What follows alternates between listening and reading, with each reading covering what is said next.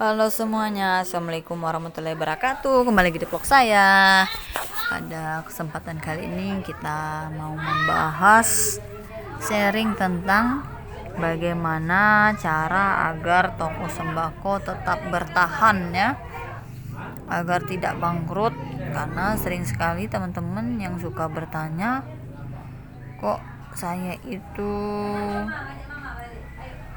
tokonya lama kelamaan jadi kecil-kecil, berkurang dan gak bisa belanja lagi. Jadi kalau menurut saya teman-teman, ini pengalaman pribadi saya ya, tapi kalau kalian yang punya masukan nanti silahkan tulis komentar aja ya. Yang pertama yang harus dipahami betul itu adalah kalau kita punya toko sembako itu, tapi sebenarnya usaha apapun juga ya teman-teman, jangan lebih besar pendapatan daripada omset kita sehari ya. Jadi maksudnya pengeluaran kita sehari itu tidak boleh lebih besar dari pendapatan kita per harinya. Kalau hal ini sering terjadi, pengeluarannya lebih besar tapi omset dan pendapatannya sedikit, itu biasanya akan memakan modal ya. Lama kelamaan toko kita barangnya jadi habis karena orang yang belanja sedikit tetapi pengeluaran kita besar. Ini harus dipahami betul ya teman-teman. Usahakan kalau punya usaha baru-baru, apalagi yang pemula, harus hemat-hemat dulu ya, harus di rem dulu mana kebutuhan yang tidak perlu, mana kebutuhan keinginan, harus mendahulukan yang penting-penting saja. Terus yang kedua teman-teman, cara mempertahankan usaha kita agar tidak bangkrut itu adalah kita harus bikin sesuatu yang menarik di toko kita ya. Kalian harus pikirkan apa sih yang membuat orang-orang itu agar selalu datang ke toko kita, atau kalian harus buat promo, atau kalau belanja 100.000 nanti dapat hadiah mangkok cantik, dapat hadiah gelas cantik. Nah itu bisa jadi ya. Jadi kalian harus membuat sesuatu yang menarik, buat promosi, buat ada hadiah kalau belanja, atau bikin kupon ya teman-teman.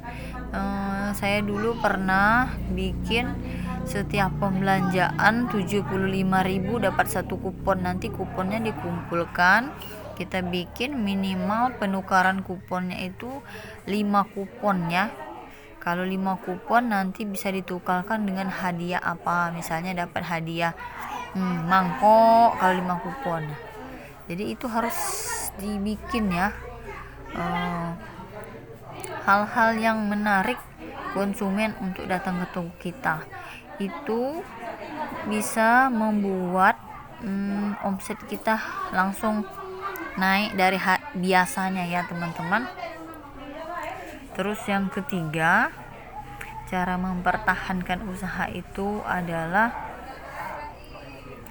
kita harus tekun dan pantang menyerah ya.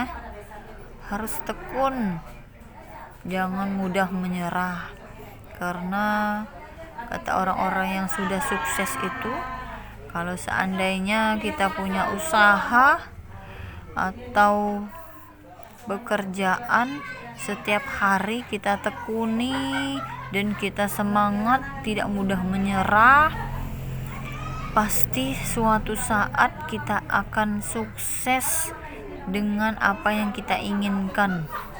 Contohnya saya alami sendiri ya teman-teman.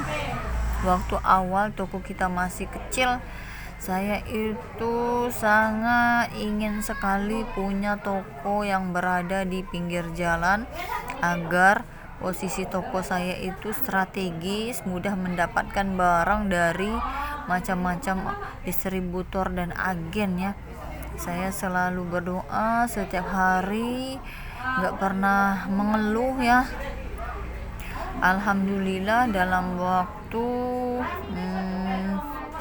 2 tahun lebih kita bisa sewa ruko yang berada di pinggir jalan. Itu kesampaian ya teman-teman, tapi kita harus tekun dan pantang menyerah, semangat terus, tidak mudah mengeluh.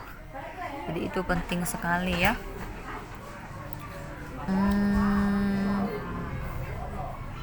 Terus yang terakhir, kalau menurut pengalaman saya, agar toko kita itu tetap bertahan, kalian harus pintar-pintar cari barang ya teman-teman. Barangnya jangan dibiarkan terlalu lama kosong. Kalau misalnya kosong 1 hari atau 2 hari itu biasa, tapi kalau selebih dari itu kalian harus cari sendiri atau cari penggantinya barang yang kalau memang kosong. Misalnya seandainya kalau sunlight kosong memang dari distributornya, kalian bisa beli Mama Lemon, itu kan sama. Kalau misalnya tolak angin kosong memang dari distributornya, kita bisa gantikan dengan antangin atau bejo. Jadi jangan terlalu lama kosong, karena kalau lama kelamaan barang itu tidak ada, orang-orang itu jadi komplain dan males untuk datang ke toko, karena setiap ditanyain barangnya tidak ada dan dia pikir toko ini tidak lengkap. Jadi itu sangat penting sekali untuk kalian ketahui apa yang harus dilakukan agar toko kita itu tetap bertahan. Karena untuk kalian ketahui, di sekitar toko